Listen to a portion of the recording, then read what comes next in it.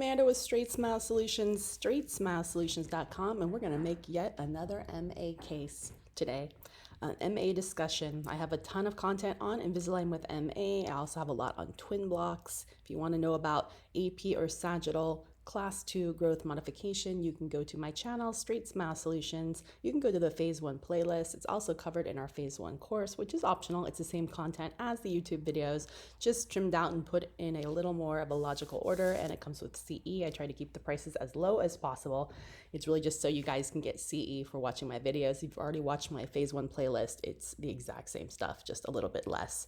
So you should be able to ace that test and get that 13 or 14 units of CE credit. Anyways, so specifically I wanted to tackle the whole low angle deep bite question. If you want Invisalign with MA, sometimes you can't do it all in one go. So remember that Invisalign, in my opinion, that Invisalign with MA setup is never the final setup. It's a load of crap is basically what it is. It never happens. You will always get if it's worn properly, you will always get a massive posterior open bite, which actually is a good thing if you tackle it correctly for low angle cases. Now remember, in deep bite or low angle cases, there's two different types, and sometimes you're not one or the other, sometimes you're somewhere in the middle. You need to know what type of deep bite are you. So if you see a deep bite, you have to take a Ceph. You have to get Ceph numbers. Look at the SNGOGN and see if the patient is low angle or not. Clearly in this Ceph, this is low angle. You also have to look at the gingival smile line and say if you need absolute intrusion of either the upper or the lower incisors, if you need to level the curve of Spee or not.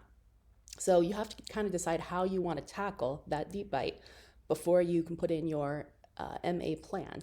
Now the MA plan is basically just going to expand the arches, align the front teeth or align the teeth, and help to grow the lower jaw. It is not going to fix your deep bite. You're going to do that later. Don't even worry about it. Now, if the patient was in later mixed dentition and teeth are coming in and out and it's not a good timing for MA, then I think I'd work on leveling the deep bite first and aligning the front teeth. It also depends on where the patient is in puberty. Obviously, if the patient is going rapidly through puberty or growth spurt is on the tail end, well, then we better work on the MA right now and worry about the deep bite later. Yes, the deep bite would be easier to fix during that time as well, but the MA will be impossible to fix later. So we could probably still level a curve of Spee, even if they were post-pubertal. So we're going to do the MA first, straighten the teeth.